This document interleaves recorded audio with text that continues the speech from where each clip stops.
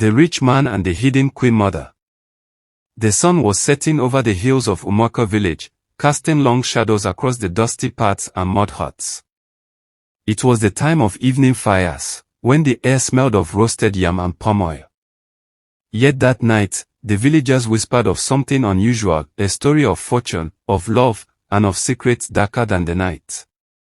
Obinna, the wealthiest merchant in the nearby city, was a man admired by many. His trading caravans stretched across towns, his barns overflowed with yams, and his compounds gleamed with wealth. Yet despite his riches, Obinna was restless. His parents had long pressed him to take a wife from a respected family, but every noblewoman he met seemed vain or interested only in his wealth. He longed for something different, something pure. One fateful day, Obinna traveled to Umuaka to inspect the farmland he had purchased. As he walked through the market square, his eyes fell upon a young woman selling vegetables by the roadside. Her name was Ngozi.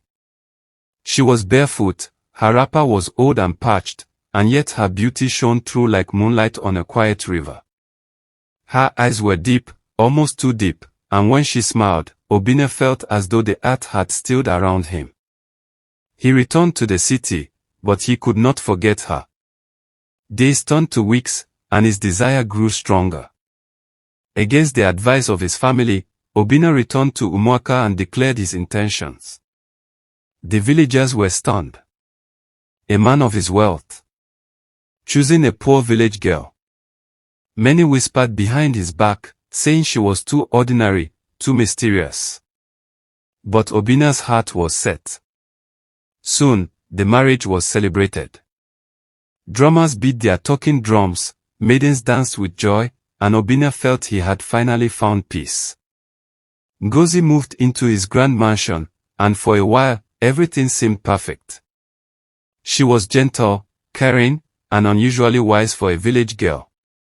But as the months passed, strange things began to happen. Servants reported hearing whispers in the dead of night. Pots and calabashes would rattle on their own. Sometimes, Ngozi would disappear into the forest after midnight, only to return before dawn with tired eyes. Obinna ignored these warnings at first. Love had blinded him. But then came the night of the masquerade festival. While the city celebrated with music and dance, Obinna noticed his wife's sudden absence.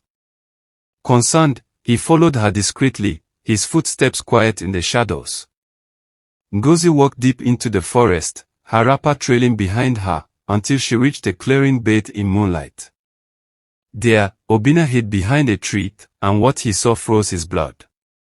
Around a blazing fire gathered women dressed in black, their faces painted with chalk, their eyes glowing with an otherworldly light. They chanted in unison, their voices rising like a storm. At the center of the circle stood Ngozi, his wife, the quiet village girl he thought he knew. But she was transformed. Her eyes glowed red, her voice thundered, and the women bowed before her. She was not just one of them. She was their queen mother. Obinna's heart pounded. He wanted to run, but his feet betrayed him. He stumbled on a branch, and the sound pierced the night. The chanting stopped. All heads turned toward him, eyes burning in the dark. Ngozi raised her hand, and the fire blazed higher. "My husband," she said, her voice calm but terrifying, "so you have seen." Obinna fell to his knees. "Ngozi, what is this? Who are you truly?" She walked toward him, her shadow stretching long and monstrous. "I am what I have always been. You saw me as a poor village girl, but in truth, I am mother to queens, ruler of the unseen. I chose you not because of your wealth, but because your blood carries a strength our coven desires." The forest seemed to close in. Obinna could not move, could not breathe. The women began to chant again, and he felt the ground beneath him tremble. But then, something shifted. Ngozi raised her hand once more, silencing them. She looked into Obinna's eyes, and for a moment, he saw the woman he had married, the one who smiled shyly in the market, selling vegetables with her bare hands. You love me, she whispered. That is why I have spared you. But remember this, your wealth, your power, even your life, they now belong to me. With a sudden gust of wind, the fire went out.